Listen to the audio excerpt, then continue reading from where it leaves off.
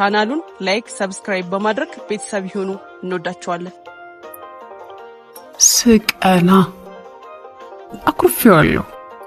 ሳሎኔ እንደገባ ተቀመጥ ብሎም ሶፋዬ ላይ አኩርፌ በተቀመጥኩበት ቁልቁል ያየኛል። ፈራ ተባ ይላል። አይኑ አይኔን ይሸሻል። ከገባ ከሁለት ቃል በላይ ደፍሮ ማውጣት ተስኖታል። ፈርቶኛል። ይሄንን ታላቅ የኩርፊያ ደመና በምን እንደሚበትነው ስለጨነቀው ፈርቶኛል። የልብ ልብ ተሰማኝ። ቁጭ ሳይል ማስቲካ ትፈልጊያለሽ አለኝ። የማስቲካ ነገር ስለማይሆንልኝ ማባበሉ ነው። ሞኝህን ፈልግ። አልፈልግም አመሰግናለሁ አልኩ። ቀና ብዬ ማስቲካውንም እሱንም አፈራርቄ ያያው። ውይ ለካንቺ የምትወጁ ፖፖቲ ነው። ይቅርታ ራስቸው የገዛሁት 5 ብቻ ነው። አንቺ ደግሞ 5 ጋዝ ይለኛል ታያለሽ አይደል አለ። ቀስ ብሎ ሶፋው ላይ አጠገቤ እየተቀመጠ በመካከላችን ያለውን ክፍተት በማስቲካ ልስጥሽ አጥብቦ ኩርፋዬን እንዳያተናው ንዴቴን እንዳያበርደው ሳላስጠጣ ፈቀቅ አልኩና ዝም አልኩት። ፖፖቲን አለሽ አለኝ ራቅ ብዬ መቀመጤን እንዳስተዋለ። እያስታወቀበት ጠየቀኝ። አልኩት። ፖፖቲን አለሽ ወይ?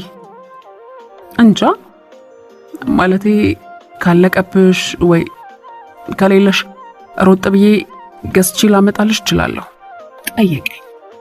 አመሰግናለሁ፣ ግን ይሄን ያህል ምን አስጨነቀ? ደሞ ለማስቲካ ግን በጣም አመሰግናለሁ፣ ማለቴ ለሐሳቡ አመሰግናለሁ አልኩት። የማወራው ግድግዳውን እያየው ነው።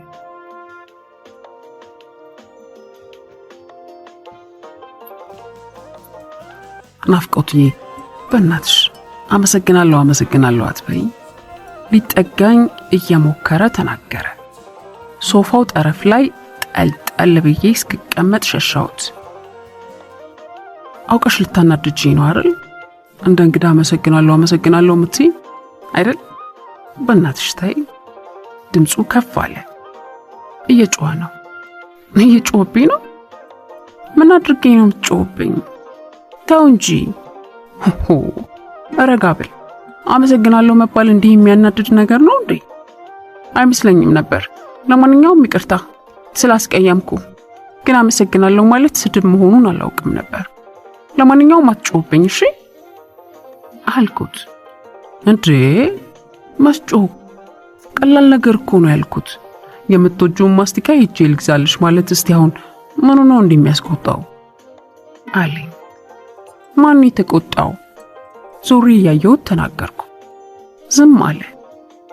እኔ እስከሚገባኝ ድረስ ሰውን ለማይረባ ነገር ያውም ለማስቲካ በዚህ ምሽት ወደ ውጭ ሄደ ግዛልኝ ብሎ መላክ ተገቢ አይደለም። ላለማስቸገር ነበር ታው ያልኩት። በአንተ ቤት ወንጀል ከሆነ አላውቅም።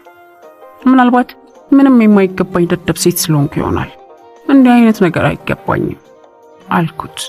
ከልክ በላይ ሲበሳጭ እንደሚያደርገው በረጅሙ ተነፈሰና ናፍቆት ወጥቼ ማስቲካውን እንድገዛልሽ ትፈልጊያለሽ አትፈልጊም አለኝ። ወይ አምላኬ፣ እዚህ ከኔ ጋር መቆየት ይሄን ያህል ከደበረ ለምን በግልጽ አትናገርም? መውጣት ፈልገህ ከሆነ ውጣ፣ በማስቲካ አታሳብ መለስኩለት። ናፍቆትዬ በእናትሽ ሶድሽ እንዲያቱኝ። እጆቹን ወደ ትከሻዬ ሰደደ። ሊነካኝ እየሞከረ ነው። እንዴት አልሁን?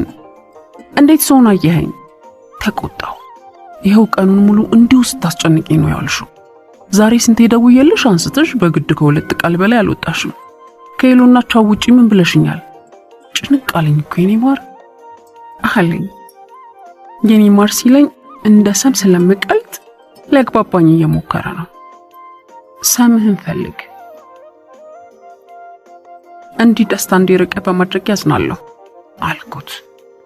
ማለቴ ከኔ ጋር ጊዜ ማሳለፍ የሚጨንቅ ከሆነ እዚህ ምን ታደርጋለህ? ከምትደበር ለምን ሌላ ቦታ አትሄድ? እርግጠኛ ነኝ መሆን የምትፈልግባቸው ብዙ